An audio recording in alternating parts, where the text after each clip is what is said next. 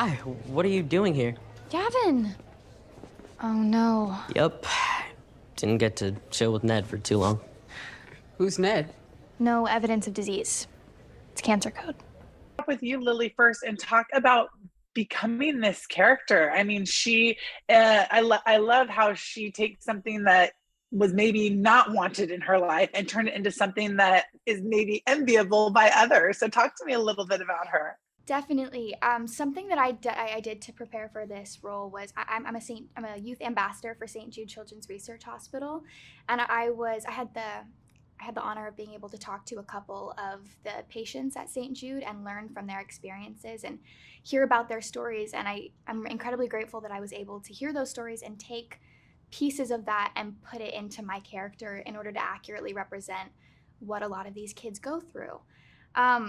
I definitely am so excited for everyone, for all the viewers to hear this story and to kind of follow this journey of Ella and her friends and her family. I'm incredibly excited for everyone to see it. While it is so focused on Ella, it's all the others around her too, and how they interact with that. You know, we see that Arden with your character and how he's there for her. One of the biggest things is probably just showing up and being there for somebody. Talk to me a little bit about him and how he's, navigating her kind of being able to come back to school too.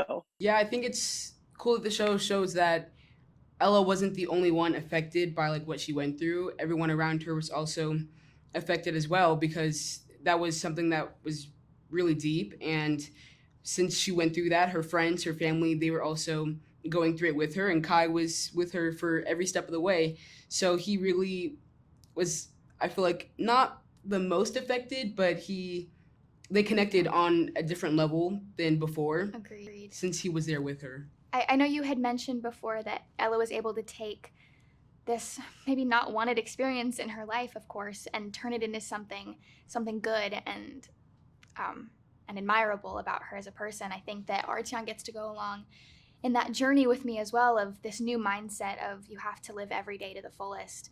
And I think I get to take that mindset and bring him into that, because he's a little afraid of certain things, but Ella has this like, let's do it no matter what. Let's just go and do it. No thoughts, just do it. So I think that his character definitely gets to learn a lot from that mindset. Yeah, and others maybe aren't so quick to understand or fully realize the impact that they've had on others. And we see that, Vanessa, with your character in hints, because the whole series hasn't been revealed to us, but that, they had a great friendship before. And then maybe when this happened, she didn't fully understand how to be there for her.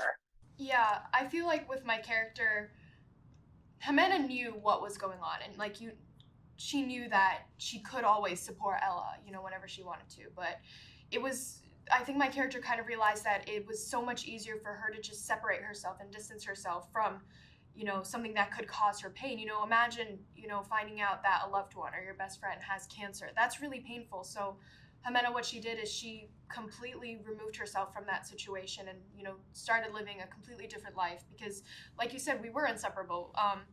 But as the season goes on, we definitely see them make amends. Well, mostly me, I'm making amends. But we definitely see them repair their friendship, and it kind of gets explained, how I'm feeling and how I felt, when she first had cancer, and how she feels towards me that I wasn't there for her. Yeah. And I think that our friendship and our relationship in the show is something that a lot of kids who go through cancer can definitely relate to, and even people who haven't gone through that.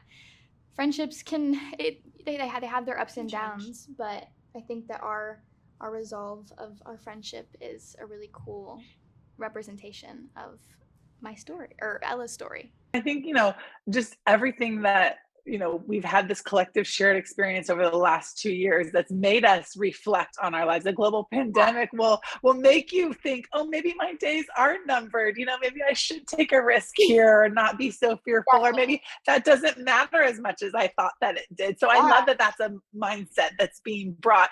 Talk to me about, in each of your lives, or if something stands out with one of you, was there a time when you were hesitant to take a risk, but you did it and you just walked fully into that season and it turned out to be something so fantastic? I think that that's something a lot of people can relate to. I'm originally from Memphis, Tennessee, and moving from Memphis, Tennessee to New York was a really big risk and a really big leap of faith that I was nervous for, but also very excited at the same time.